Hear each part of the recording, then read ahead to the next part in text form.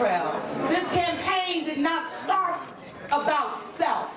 It only started with and has been rooted in the people of the city of New Orleans, which all of us represent here tonight. That was the victory speech of LaToya Cantrell, Councilwoman in New Orleans, who became the first female mayor in the city's 300-year history. She replaced term-limited Mayor Mitch Landrieu. Cantrell won with 60% of the vote, beating her opponent, former municipal judge Desiree Charbonnet, in a runoff election following a contentious campaign of accusations and name-calling. If she does well, we all do well. And that is what I want for our community at the end of the day, for us all to prosper and thrive. And I do believe that is her intention, and I wish her the very best of luck. Anything I can do to help her in that endeavor, I am prepared to do.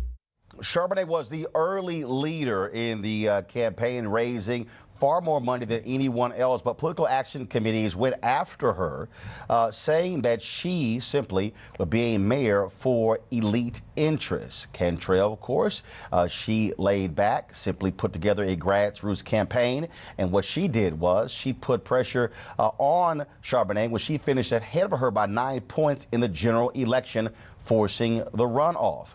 Cantrell also says she is going to, of course, focus on critical issues in the city, such as crime, such as housing.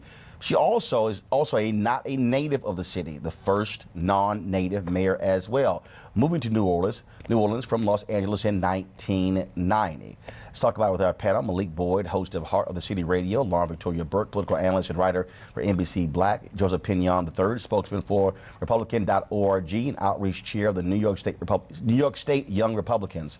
The election of Cantrell, obviously critically important because when you look at that city, when you look at how they've been trying to rebuild since Hurricane Katrina, what Landrieu has done is really picking up from that, especially with the previous mayor, Ray Nagin, still sitting in federal prison when it comes to corruption. What the concern in New Orleans is, will you have a mayor where the focus will be on the issues and not whether or not they're going to be under indictment?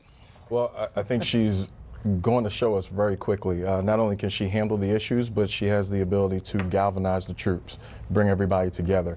And you saw her opponent literally say, look, whatever I have to do, however I have to help, I will. And I think this is the blueprint.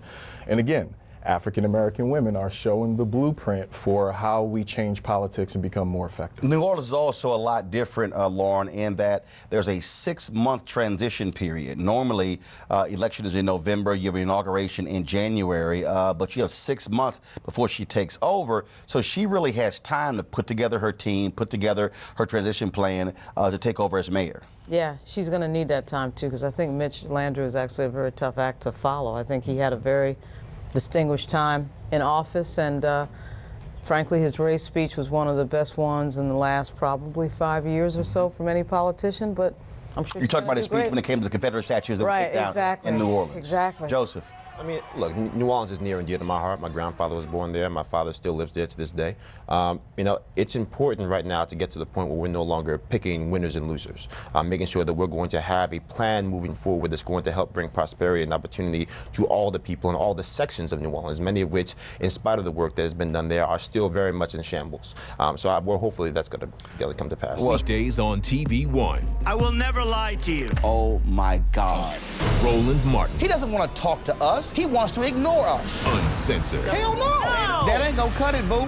Unapologetic. No, that is fundamentally false. You are wrong. Unfiltered. He wants an America where we all look alike. He ain't talking about black people. Unrelenting. You better go work out, because you got a fight on your hands. NewsOne Now with Roland Martin. Weekdays at 7 a.m. on TV One.